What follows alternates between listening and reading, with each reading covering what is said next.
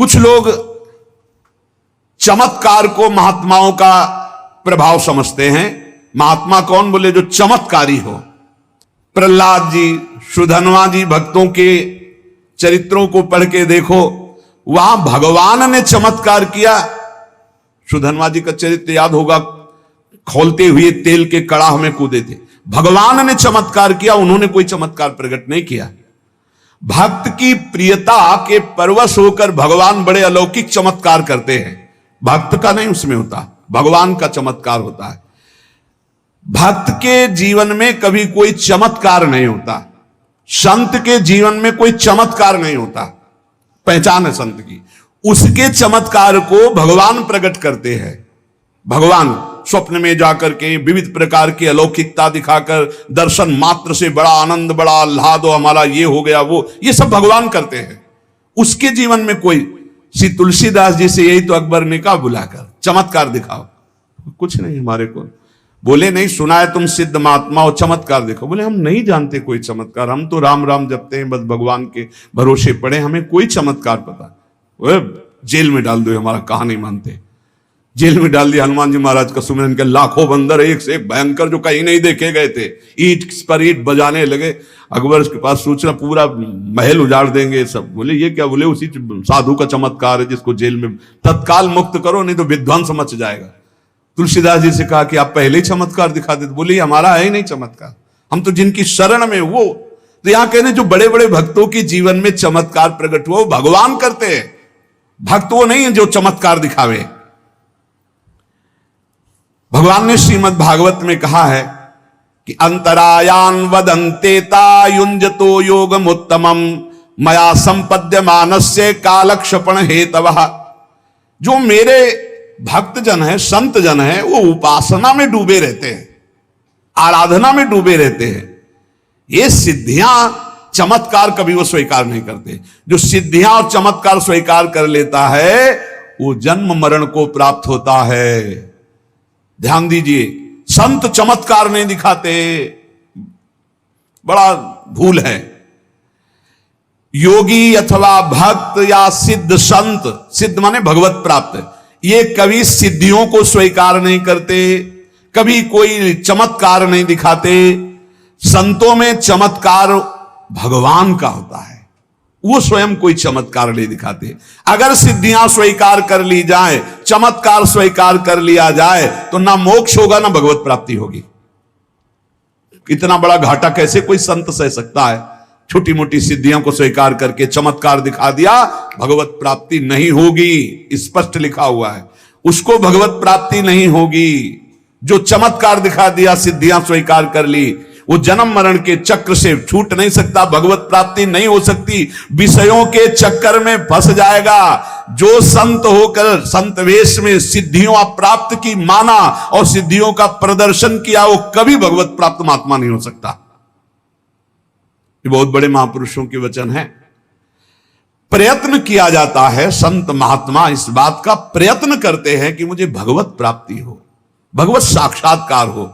तो चमत्कार से महात्मा की मिलान नहीं हो सकती कि चमत्कारी है तो महात्मा है। बोले बड़े चमत्कारी, किसी का चमत्कार देखते ही उसे सिद्ध या महात्मा मत मान बैठना, नहीं तो भूल हो जाएगी। योग सूत्र शास्त्र कहते जन्म औषधि मंत्र तपा समाधिजा सिद्धया। किसी किसी को कुछ जन्म से चमत्कार मिलते हैं, कुछ औषधि से चमत्कार मिलते हैं, कुछ मंत्र से चमत्कार मिल जाते हैं। कोई जन्म से ऐसा पूर्व तप किए रहा कि चमत्कारी होता है। बड़ी सिद्धियां हैं, जैसे पशु पक्षियों में घ्राण शक्ति बहुत होती है, जन्म सिद्ध है, सूंघने से उनको पता चल जाता है। अंधेरे में देखने की शक्तियां ये औषधि से, पूर्व तप से, मंत्र से ये प्राप्त की जा सकती है। जड़ी बूटियों से सिद्ध औषधि, जैसे ऐसी जड़ी बूटियां शरीर में लगा लो, आग की ज्वाला से निकल जाओ, रोम में नहीं झुलसेगा। मंत्रों की सिद्धियां, अग्नि की दाहिका शक्ति को बांध दो, जल को स्तंभित कर देना, बड़ी शक्तियां हैं। लेकिन कई ऐसी सिद्धियां जो मलिन मंत्रों से होती हैं, यक्षिणी सिद्ध कर लेना, प्रेत सिद्ध कर लेना, भूत चुड़ैल सिद्ध कर लेना, और वो सब बताता रहे। एक बार भाई जी महाराज को पता चला एक सिद्ध पुरुष हैं जो नाम बता देते हैं, काम बता देते हैं। भाई जी ने कहा ऐसे सिद्ध पुरुष, क्योंकि वो शास्त्र ऐसे तो नहीं होते, तो वहां भाई जी भी गए। वो देखते ही बोलने लगे, आपका नाम श्री हनुमान प्रसाद पोद्दार जी है, आप संपादन का कार्य करते हैं। भाई जी चुप उसकी दृष्टि में देख रहे हैं। वो ऐसे बात कर रहा है जैसे कोई उनसे बात कर रहा हो, फिर वो बात कर रहे हैं जी। पूरी बातचीत हो रही, जब सबको हटा दिया, सब चले गए, तो उनका किससे बात करते हो आप? आपका स्वयं का तो ज्ञान है नहीं है। उनका नहीं, मैं तो बोले नहीं, आप समझ रहे हो, जितना समझ पा रहे हो उससे कई गुना अभी दूर हो हमसे, आप किससे बात कर रहे हो? उनका किसी से कहना नहीं, यक्षिणी से बात करते हैं। कहां यक्षिणी? तो उन्होंने कान में दिखाया, मनुष्य का मल, विष्ठा, यहां ऐसे कपड़े में बांध, और उसी में यक्षिणी बैठी थी, उसको बता देती थी ये बंबई से आया हुआ है, ये कार्य, वो बोलता जा रहा है, वो करता जा रहा है। तो भाई जी ने कहा, तुम्हारी दुर्गति को कोई नहीं रोक सकता, तुम्हारा नाश होगा, पतन होगा, तुम छल कर रहे हो, यक्षिणी सिद्ध करके लोगों को भ्रम में डालकर सिद्ध संत बनना चाहते हो। दुर्गति हुई। भाई जी ने लिखा था कि अंतिम समय वो भागा, यक्षिणी से पूछा कि हमारी मृत्यु का, तो बताया, तो भागे नर्मदा की तरफ, तो रास्ते में यक्षिणी ने उसे मार के गिरा दिया। जिंदगी भर हमारी सेवकाई की, अब तुझे जिंदगी के बाद मेरी सेवकाई करनी पड़ेगी। तो बोले कई ऐसे मलिन मंत्र हैं जिनके द्वारा चमत्कार सिद्धियां प्रकट की जाती है। संकल्प सिद्धि, हठ योग की सिद्धि, हिप्नोटिज्म या मेसमेरिज्म की कई सिद्धियां होती हैं जो आपको आश्चर्यचकित कर देंगे। जैसे चाहे वैसे आपको घुमाता चला जाए, जो सोचवाना चाहे वही आपसे सोचवा ले, कई तरह की। ये सब संतों में नहीं होती, सब नाटकबाजी है, ये माया की सब नाटकबाजी है। इस विषय में बहुत सावधान रहना चाहिए। जहां चमत्कार, सिद्धियां, प्रलोभन, दुनिया के, बहुत सावधान। शुद्ध भगवत मार्ग अलग है, भगवत प्राप्ति, तत्वबोध, तत्व ज्ञान अलग है। कुछ लोग आर्थिक लाभ करने वाले ऐसे पाखंड में फंस जाते हैं, कुछ लोग अपने दुख निवृत्ति के लिए ऐसे दम्भ में फंस जाते हैं जो अपनी क्रियाओं से खूब ठगी कर रहे हैं। जो इन चमत्कार, सिद्धि और लुभायमान बातों में फंस जाता है, ना वो भगवत प्राप्ति की योग्यता रख पाता है, ना भगवत प्राप्ति की इच्छा कर पाता है। मुमुक्ष, भगवत मोक्ष प्राप्त करने वाला, भगवत प्राप्ति की इच्छा करने वालों को ऐसी सिद्धियों को दिखाने वाले, ऐसे चमत्कार वालों को बिल्कुल नजदीक नहीं जाना चाहिए। वहां कुछ नहीं, भगवत प्राप्ति लायक कुछ नहीं, मोक्ष प्राप्ति लायक कुछ नहीं। अर्थार्थियों को सावधान रहना चाहिए, छलावा हो सकता है। लोभियों को, ठग के, ये भूखे लोग जो धन के हैं, ऐसे लोग घेरते हैं। ये ठगाई का धंधा है। हम पढ़ के बोल रहे हैं भाई, इसीलिए सामने रखते हैं। ये ठगाई का धंधा है, भगवत प्राप्ति या कोई चमत्कार नहीं है। संत महात्मा या भगवान का शुद्ध योगी कभी ऐसा नहीं करता, पूर्व में हुए हैं। आजकल ठगों के समुदाय बढ़ रहे हैं, संत महात्माओं के नहीं। बिरले कोई संत महात्मा भजन करने वाले। सत्संग का मतलब क्या होता है? ठीक सही मार्ग पे चलने का हमें दर्शन होना, ये शास्त्र समझ। हम इसीलिए रख के बोलते हैं कि जो सामने लिखा है वही हम तुम्हें पढ़ के सुना रहे हैं, महापुरुषों के वचन। मोक्ष अथवा भगवत प्राप्ति चाहने वालों को इन चमत्कार, सिद्धियां दिखाने वाले, इनसे बचना चाहिए। जिसका मोक्ष मार्ग होता है वो निसंग होता है। जो भगवत प्राप्ति करना चाहता है वो भगवान से तन्मय होता है। वो दोनों ये चमत्कार और सिद्धियां स्वीकार नहीं करते। निसंग को किसी संबंध की जरूरत नहीं है और तन्मयता को किसी की जरूरत नहीं। दोनों निसंग होते हैं। एक भगवत प्राप्ति चाहने वाला, एक मुमुक्ष, एक भगवत प्राप्त और एक मोक्ष को प्राप्त महापुरुष, दोनों निसंग होते हैं। नारायण परा सर्वे ना कुतश्चन विभत्य स्वर्गापवर्ग नरकेश्वपि तुल्यार्थ दर्शिना। जो भगवान के परायण है वो निसंग भक्त है। वो न नरक की त्रास रखते हैं, न स्वर्ग की आस रखते हैं, न मोक्ष की परवाह करते। फिर वो सिद्धियों को क्यों स्वीकार करेंगे? वो चमत्कार दिखाकर लोगों को क्यों आकर्षित करेंगे? दुनिया का चमत्कार दिखाने वालों से भगवान की प्राप्ति नहीं होती। हमने देखा है गायत्री सिद्ध महापुरुष को, और तो इसे सोने के सिक्के और चांदी के सिक्के से निकलते हुए देखा है। कई चमत्कार और यहां बिल्कुल घास नहीं डाल रहे कि सिद्धियां चमत्कार जहां वहां भगवत प्राप्ति का नामो निशान नहीं। ज्ञानी को श्रुति भगवती पांडित्य में भी वैराग्य की आज्ञा देती है। पांडित्यम निर्वेद्य, ज्ञानी का पांडित्य में भी राग नहीं रहता। जैसे बालक सब विषयों से निर्दोष, ऐसा ब्रह्मबोध संपन्न ज्ञानी होता है। और भक्त, अरे भक्त तो भगवान की प्रीति के आगे कुछ नहीं, फिर वह चमत्कार है सब। तो क्या संतों में कोई चमत्कार नहीं होता? नहीं, भगवान चमत्कार करते हैं। संतों का यश करे करावे आप सब जने बढ़ाई दे। जो संतों का यश होता है, जो संतों की दिव्यता होती है, वो भगवान करते हैं। वो स्वयं में कुछ ऐसा नहीं, वो स्वयं में सहज सरल स्वभाव, न मन कुटिलाई, एकदम शांत गंभीर समुद्रवत, कहीं किंचन मात्र कोई अहम नहीं, कोई चमत्कार नहीं, सारा चमत्कार भगवान करते हैं। तत्व ज्ञान होने के बाद जिसका माया मन नष्ट हो गया है, वो सिद्धि और चमत्कार को छू भी नहीं सकता। और भगवत प्राप्त होने के बाद तो सवाल ही नहीं। तो दोनों, एक भगवत प्राप्त और एक ब्रह्मबोध, एक भगवत प्राप्ति की चाह रखने वाला, एक तत्व ज्ञान के मार्ग में चलने वाला, दोनों चमत्कार और ये नहीं स्वीकार करते। इसीलिए आप हमारे ब्रज के भक्तों को पढ़ के देखो, एक से एक बड़े महान भागवत, लेकिन अत्यंत दैन्य, अत्यंत दैन्य। वर्तमान समय में बड़ा धोखा है। लोग संत का पता इसी बात से लगाते हैं कि कितना चमत्कारी है। पता नहीं, बचो। भगवान नाम जब, भगवत कीर्तन, भगवत आराधना, बिल्कुल शुद्ध मार्ग में चलो, जीव का इसी जन्म में निस्तार हो जाए, भगवान की प्राप्ति हो जाए। इसीलिए सत्संग, नौटंकी, नाटक, मनोरंजन, ये सत्संग मनोरंजन नहीं, शुद्ध भगवत मार्ग है, जहां से हम माया का त्याग करके भगवत प्राप्ति करते हैं। संत का चमत्कार है कि संसार से मन हटकर भगवान में लग जाए, यही सबसे बड़ा चमत्कार है। वो भगवान का नाम जपने लगे, वो गंदी बातें छोड़ दे, ये चमत्कार है संत का। अपने आप सबके हृदय में उसका प्रभाव पड़ेगा। लेकिन आजकल दूसरा प्रयोग किया जाता है, चमत्कार दिखलाकर सामने वाले की वृत्ति को घसीट करके उससे शोषण किया जाना, अपनी सिद्धि का प्रयोग करके दूसरे को लुभायमान कर लेना। बुद्धि का सारा खेल हो रहा है। वर्तमान समय में जैसा संत मिलकर के जो भगवत प्राप्ति ज्ञान बड़ा दुर्लभ है, लेकिन अभाव नहीं है, तो हमारी बात उन मुमुक्षुओं से, उन भगवत प्राप्ति के साधकों से है कि नामधारी पाखंड का आश्रय लेने वाले, दंभ का आश्रय लेने वाले, नाना प्रकार के नौटंकी नाटक करने वालों से बच करके एकमात्र जहां भगवान के नाम रूप लीला धाम की चर्चा या तत्वबोध की प्राप्ति की बात, तो महापुरुष संत जनों का संग मोक्ष का खुला हुआ द्वार है। संत की चमत्कारिक शक्ति जीव के जीवत्व को मिटाकर ब्रह्म स्वरूप में स्थित कर देने की होती है। तो अपने आप उनके दरस परस संभाषण से मायामल का नाश और भगवान की प्राप्ति की चाह उत्पन्न हो जाना। जिसको सांसारिक चमत्कार लाभ उठाना, उनको कभी ऐसे महात्माओं का संग मिलेगा भी नहीं।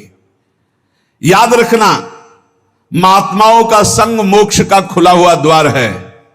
अगर तुम्हारा संसार राग नष्ट नहीं हो रहा, काम क्रोध लोभ मोह मद मत्सर नाना प्रकार की वासनाएं ये छूट नहीं रही, तो या तो तुम बहुत प्रमादी हो, उनके वचनों का ध्यान नहीं, या फिर साधु संग ही नहीं हुआ।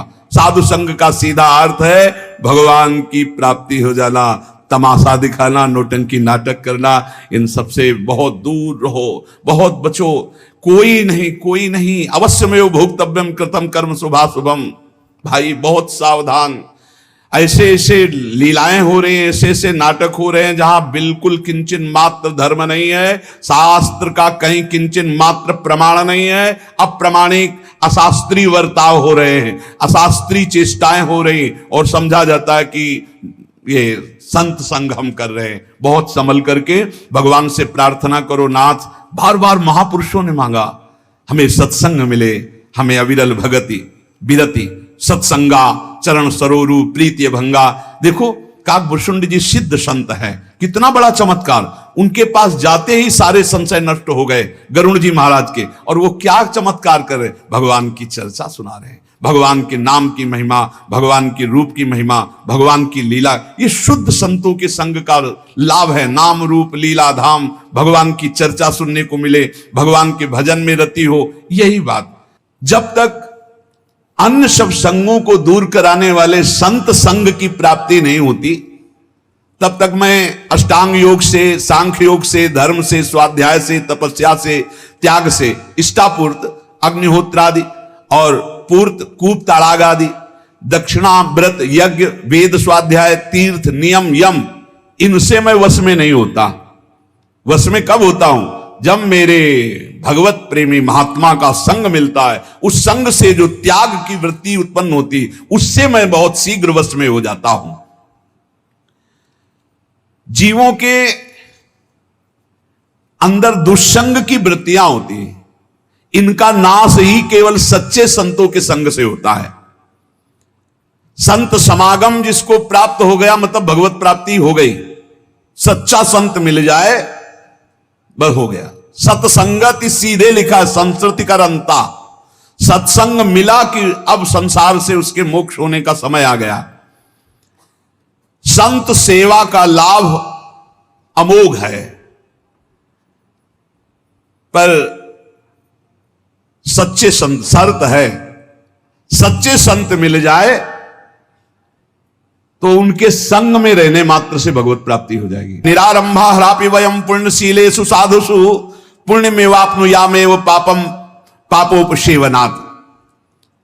कोई भी आचरण, कोई भी अनुष्ठान जीवन में नहीं हुआ, लेकिन भगवत प्रेमी महात्मा का संग मिल गया तो बोले वो सर्वश्रेष्ठ पदवी को प्राप्त हो जाएगा।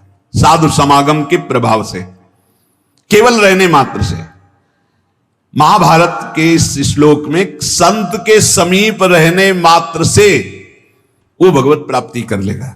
जैसे चंदन के वृक्ष के समीप रहने वाले नीम और बबूल भी चंदन के भाव ही बिक जाते हैं, उनमें भी सुगंध आ जाती, वो भी चंदन ही बन जाते हैं। ऐसे संत के समीप रहने वाले भी संत ही बन जाते हैं। पर संत अगर ये लक्षण ना हो तो वो संत नहीं है, पाखंड है। कौन से लक्षण?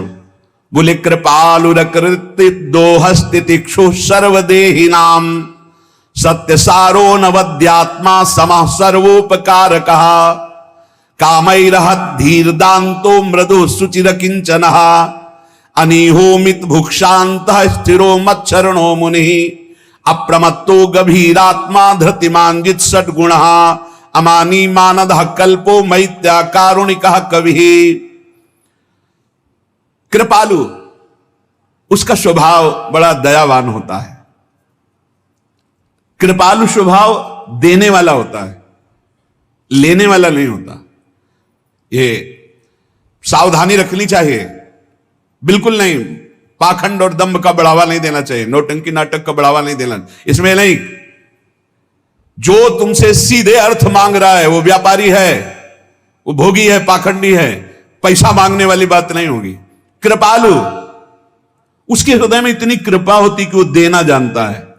सेवक जी महाराज कह रहे हैं, श्री हरिवंश धर्म प्रगट जानिए, श्री हरिवंश नाम जाहिए, नाम सिद्धि पहचानिए, श्री हरिवंश नाम सब सिद्धि सबय रसिक बिलसय नवनिधि भुगतें और देहि और न जाचहि पोषण भरन न चिंत कराएं श्री हरिवंश विभव विलसाएं श्री वृंदावन की माधुरी। ये मानना। काचे धर्मियों को फटकारते हुए सेवक जी कहते, केतिक आयु केतिक जीवन काहे विनाशत काज हटकत, देखिए कि मैं जोरे हाथ लटकत। ए भगवत मार्ग के पति को, हरिदास हो, संत हो तुम। कृपालु रकुरत द्रोह स्थितिक्षु सर्वदेहि नाम। संत का पहला लक्षण है उसमें लेने की इच्छा नहीं होती। तुम्हें कुछ देने के लिए बहुत चिड़िया विनती करनी पड़ेगी, अगर वो ले ले तो अहोभाग्य समझो। वो लेने में रुचि नहीं रखता, क्योंकि कृपालु स्वभाव होता है। उदर पोषण, रोटी दाल, वो बात अलग है। अर्थ की आकांक्षा कर देना, ये आज तक हमने सच्चे संतों में कहने देखा। एक बार परम पूज्य श्री विरक्तानंद जी की मंडली में, प्रयाग की बात है, मंडली के साथ गए, इतना उच्च कोटि की व्यवस्था हुई थी, जे भी व्यक्तानंद जी ने देखा, सैकड़ों संत उनके साथ थे, बहुत उच्च कोटि के महापुरुष। उन्होंने कहा किसी का भी चरणामृत नहीं धोगे, किसी को भी माला नहीं पहनाओगे, किसी को भी आसन नहीं दोगे, हम सब रज में बैठेंगे और जैसे पवाया ने कि हम आज्ञा करें वैसे सीधे सबके सामने ले जाओ, जो पाना चाहे वो रख दो, बस न तिलक लगाओगे न माला पहनो, छूओगे नहीं किसी संत को, और कोई भी संत भेंट नहीं, कुछ नहीं। संतों को देखा है, अच्छे अच्छे कांपते हैं उनके आगे, वैभव चरणों में झूमता है। अरे भगवान का जो भजन करते हैं उनमें कहीं इस तरह की घृणास्पद वृत्ति होगी? कृपालु रकुरद्रोह तितिक्षु सर्वदेहि नाम। संत संग की बड़ी महिमा है, पर पहचान बाहरी जो हमारे शास्त्र कह रहे हैं, वैसे तो संत को संत ही पहचान सकते हैं, पर ये कुछ बाहरी लक्षण है, जब तक ना मिले तब तक सावधान रहें। बोले कृपालु और अकृत द्रोह तितिक्षु सर्वदेहि नाम। उनका स्वभाव बड़ा करुणामय होता है, कृपालु स्वभाव होता है, उनसे कभी कारज हानि नहीं हो सकती, वो सदैव मंगल ही चाहते हैं, कभी ऐसा नहीं। और आप जब कभी कुछ सेवा करने के बाद तो बड़े सकुच जाएंगे, नहीं नहीं ऐसा नहीं नहीं। अगर वो स्वीकार करते हैं किसी भी तरह की सेवा, बड़ी भगवत कृपा से, भगवत प्रेमी महात्मा। दूसरा, वो किसी से द्रोह नहीं करते, अकृत द्रोह, कभी किसी से द्रोह नहीं करते। तीसरी बात, तितिक्षु स्वभाव होता है, बहुत सहनशील होते हैं। मांगना शब्द तो उनके लिए केवल भिक्षा के सिवा मांगना शब्द नहीं हो सकता। समस्त देहधारियों के प्रति कृपालु स्वभाव, किसी से द्रोह न करना, स्वयं बहुत ही सहनशील होना, सत्य सारो अनवद्यात्मा समा सर्वोपकार का। उनकी वाणी में सत्य होगा, उनके आचरण में सत्य होगा, उनके मन में सत्य होगा। तीनों, बोल कुछ और रहे हैं, कर कुछ और रहे हैं, सोच कुछ और रहे हैं, ऐसे नहीं होता। जो बोला वही आचरण में, वही उनके मन में। और निंदा आदि को सहन करने की सामर्थ्य, कोई निंदा करे उसको मुस्कुरा के सह जाए, ये संत का लक्षण। सबके प्रति कृपालु भाव, तितिक्षु सहनशील, सत्य बोलना, सत्य सोचना, सत्य आचरण करना, और सुख आदि द्वंद्वों में समान भाव रखना। मान अपमान, निंदा स्तुति, सुख दुख में जो समान भाव रखता है वो संत है। और सबका उपकार करने वाला, कभी भी भोगों के सानिध्य में विचलित ना होने वाला, जितेंद्री, कोमल चित्र, पवित्र, अकिंचन, निष्कामी और थोड़ा भोजन करने वाला, मितभोगी, शांत, स्थिर, भगवत परायण, मननशील, सावधान, गंभीर, बड़े बड़े संकटों में भी विचलित ना होने वाला, भूख पर विजय, प्यास पर विजय, शोक पर विजय, मोह पर विजय, जरा पर विजय, मृत्यु पर विजय, इन 6 विकारों पर विजय प्राप्त किए हुआ, कभी मान न चाहने वाला, दूसरों को मान देने वाला, और बहुत ही शास्त्र ज्ञान में दक्ष, सबसे मित्र, मैत्री भाव, मित्रता का भाव रखने वाला, वो ज्ञानवान महात्मा भगवान का प्रिय संत होता है। भगवान कपिल देव जी ने बताया कि जो आसक्ति संसार में की जाती है वही संत से हो जाए तो मोक्ष का खुला हुआ द्वार है। मानो माता देवती जी ने कहा वो संत कैसे होते हैं, तो भगवान कपिल देव जी ने कहा, तितिक्षवः कारुणिकाः सुहृदा सर्वदेहिनाम अजात शत्रवः शान्तः साधवः साधुभूषणाः मयि अनन्येन भावेन भक्तिं कुर्वन्ति ये दृढां मत्कृते त्यक्त कर्माणस् त्यक्त स्वजन बान्धवाः मदाश्रयाः कथामृष्टा शृण्वन्ति कथयन्ति च तपन्ति विविधास्तापा नैतान् मद्गत चेतसः ताएते साधवः साध्वी सर्वसंग विवर्जिताः संगस्ते स्वतते प्रार्थ्यः संग दोष हराहिते। ऐसे संतों के संग करने की प्रार्थना भगवान से करनी चाहिए कि मुझे ऐसे संत मिले। कैसे संत मिले? भगवान कपिल देव जी माता देवती से कहते हैं, तितिक्षवः, बहुत सहनशील, ये संत का लक्षण है, संत की पहचान है, सहनशील, दयालु, सबके सुहृद, विश्व में जिसका एक भी शत्रु नहीं, शांत, सुशील स्वभाव, ये साधु के आभूषण हैं। सहनशीलता, दयालुता, सबके प्रति सुहृद भाव, शत्रुहीनता, शांत, सुशीलत्व, ये संतों के आभूषण हैं। अनन्य भाव से भगवान में अटल भक्ति जिसकी है, जिसने भगवान के मार्ग में अपने बंधु बांधव, रिश्ते नाते संबंधों का पूरा त्याग कर दिया है। रिश्तेदार, नातेदार, संबंधी, घर परिवार सबसे जो बहुत दूर है, किसी से अपनापन नहीं। भगवान कह रहे हैं त्यक्त कर्माणस त्यक्त स्वजन बांधवाहा, विरक्त होकर संत भगवान के मार्ग में चलकर फिर यह केवल भगवान से अपनापन होना चाहिए। मेरा ना परिवार है, होते हुए भी नहीं, होते हुए भी नहीं। भक्तों के चरित्र पढ़ के देख लो, भक्तमाल में बहुत से संत गृहस्थ हुए, जो गृहस्थ में रह रहे, बहुत उच्च कोटि के महात्मा हुए, पर उनका अपने परिवार से राग नहीं रहा। त्यक्त स्वजन बांधवाहा, भगवान के लिए अपने स्वजन संबंधी परिवार के राग को जिन्होंने छोड़ दिया, उन्हें संत कहते हैं। नहीं फिर बात बिगड़ जाती है। अगर पारिवारिक थोड़ा भी मोह हुआ तो साधुता में पानी फिर जाएगा, पक्का फिर जाएगा। बहुत झंझट पैदा हो जाती है, बहुत राग पैदा हो जाता है। ये सब त्यक्त स्वजन बांधवा, साधुता के मार्ग में कभी पहचानो नहीं इनको।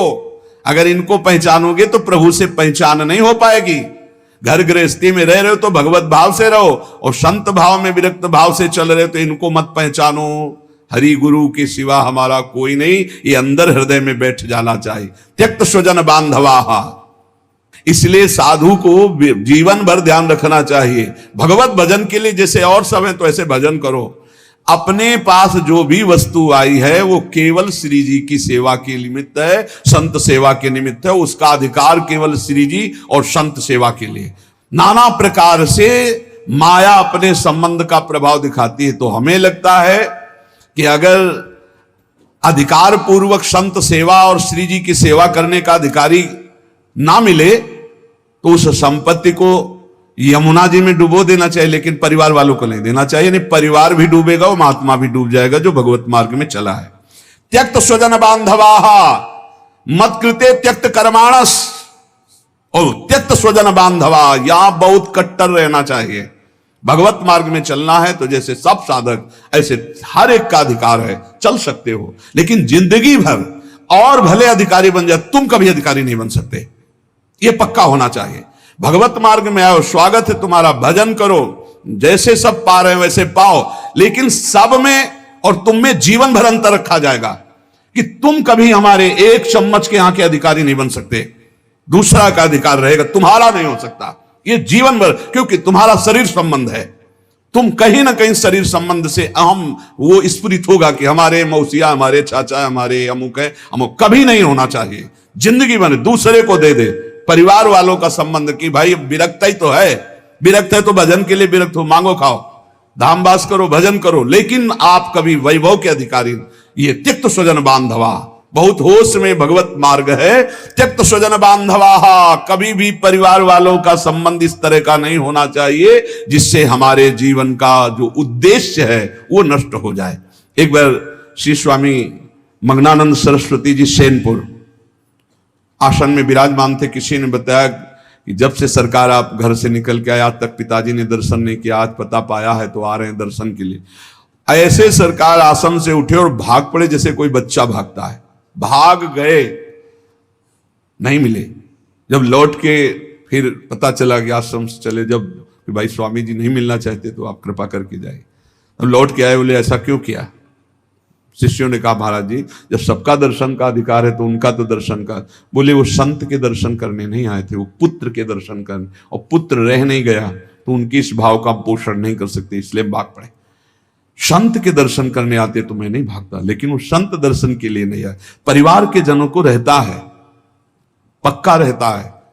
आप बात करके देख लो, परिवार वालों को लगता है मेरा है, बस वो संसार के राग में है।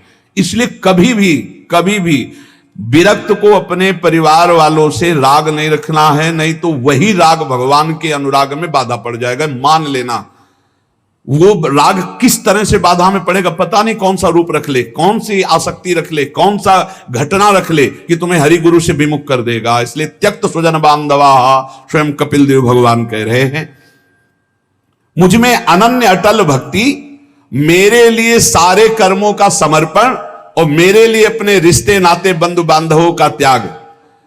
जो मेरी निर्मल कथाओं को सुनते रहते हैं, कहते रहते हैं, मेरे में चित्त लगाए हुए मंगल चित्त है, जो तीनों प्रकार के तापों को तपस्या के द्वारा भस्म कर दिए हैं, दैहिक दैविक भौतिक, जो संपूर्ण संगों का त्याग करके असंग रहते हैं, ऐसे सर्वगुण संपन्न संत कहे जाते हैं। हे माता, तुम्हें ऐसे ही संतों का संग करना चाहिए।